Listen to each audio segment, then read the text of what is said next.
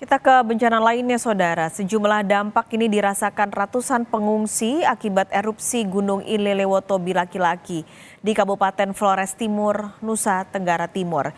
Kini, para pengungsi mulai terserang berbagai penyakit dan anak-anak pun kini terpaksa belajar dari lokasi pengungsian.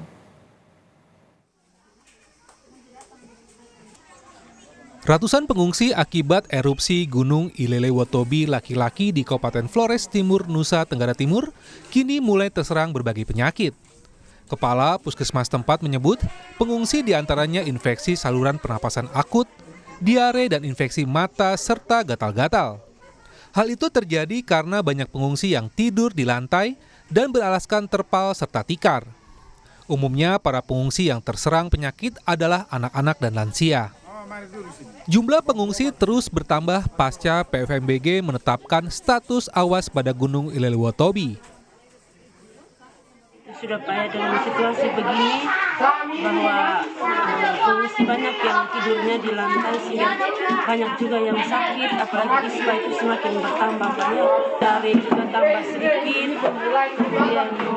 kemudian radang mata, lalu alergi atau gatal-gatal. Terakhir sekitar 500-an lebih yang sudah menderita ispa. Sementara diare sendiri sekitar 18. Kalau mata? Mata 20-an kasus. Sementara ketersediaan obat-obatan masih bisa, Pak ya. Masih bisa karena backing dari dinas kesehatan juga non-stop. Nah, sehingga untuk sementara obat-obatan, bahan habis pakai, masker masih cukup untuk sementara. Erupsi Gunung Ilelewotobi di Kabupaten Flores Timur, Nusa Tenggara Timur berdampak pada aktivitas pembelajaran anak-anak sekolah. Pasalnya, anak-anak sekolah pun ikut mengungsi ke tempat aman. Para guru pun berinisiatif memberi pelajaran di tenda-tenda pengungsian. Metode yang dipakai adalah reading camp dan trauma healing. Di sini, para siswa diajak bermain sambil belajar demi menghilangkan rasa jenuh dan trauma. Seharusnya para siswa ini sudah mengikuti pembelajaran sejak tanggal 4 Januari 2024 lalu. Namun menyusul adanya masa tanggap darurat bencana, sekolah mereka juga mesti diliburkan. Kemarin berdasarkan informasi di grup, Ibu Kepala Sekolah menyampaikan kalau bisa ketika Bapak Ibu Guru yang berada di tempat pengungsian bisa meluangkan waktu sebentar untuk mendampingi anak-anak. Dan saya sendiri merasa bahwa ketika anak-anak mereka merasakan kembali situasi KBM, ada semangat dalam diri mereka sehingga kami juga mau tidak mau harus selalu ada untuk mereka. Hingga saat ini para pengungsi bertambah menjadi 5.529 jiwa dan masih bertahan di 32 posko pengungsian yang tersebar di 6 kecamatan. Sementara aktivitas gunung masih fluktuatif.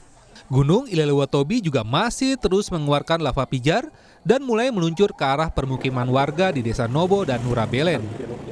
Citos Nyatun, Kompas TV Flores, Nusa Tenggara Timur.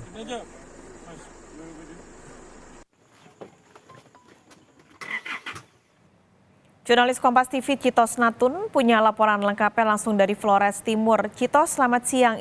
Untuk siang ini bagaimana pantauan aktivitas Gunung Ilelewotobi? Selamat siang, Paskalis dan juga saudara. Memang untuk siang hari ini aktivitas Gunung Ilelewotobi laki-laki di Kecamatan Bulanggitang ini sendiri memang terlihat berkabut dan berawan begitu sehingga kami tidak bisa memantau apa yang terjadi di atas puncak, namun berdasarkan pantauan kami dan laporan dari pihak PVMBG sendiri, sejak malam tadi hingga pukul 6 pagi tadi masih terjadi erupsi disertai dengan lontaran lava pijar yang mengalir ke arah timur dan timur laut. Dan untuk saat ini status Gunung Ilelewotobi masih berada pada status awas, artinya para pengungsi dan warga yang berada di sekitar lereng gunung mesti menjauh dari radius 5 kilometer begitu, sehingga begitu terjadi erupsi lagi mereka tidak terpapar baik itu awan panas ataupun abu-abu vulkanik dan lava pijar yang mulai meleleh sejak kemarin malam. Sekali. Oke, ini aktivitasnya masih naik turun sampai saat ini. Yang juga tidak dilupakan adalah pengungsi yang jumlahnya masih banyak. Ini juga saat ini mulai terdampak dengan penyakit. Untuk siang ini atau sampai hari ini, Citos bisa diceritakan bagaimana kondisi para pengungsi di sana?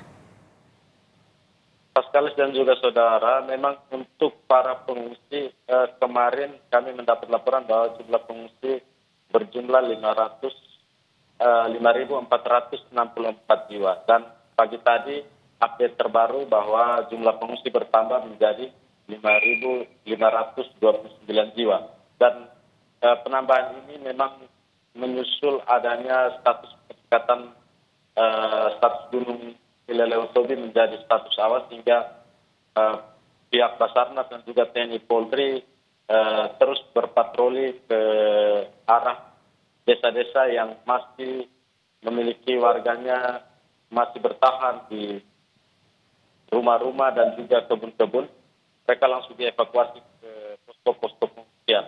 Dan untuk saat ini para pengungsi sudah 12 hari bertahan di tenda pengungsian dan juga di sekolah yang disiapkan oleh Pemkab Flores Timur.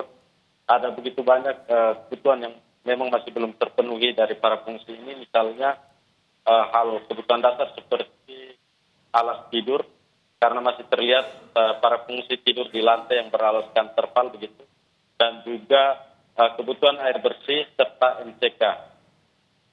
Hal inilah yang membuat ratusan pengungsi, kurang lebih 700-an pengungsi mulai mengalami sakit, terutama anak-anak dan lansia, sehingga diharapkan ada bantuan yang datang berupa alat tidur dan juga tempat penampungan air bersih bagi warga serta MCK portable gitu, sehingga bisa digunakan oleh ribuan pengungsi yang masih bermukim di posko-posko pengungsian.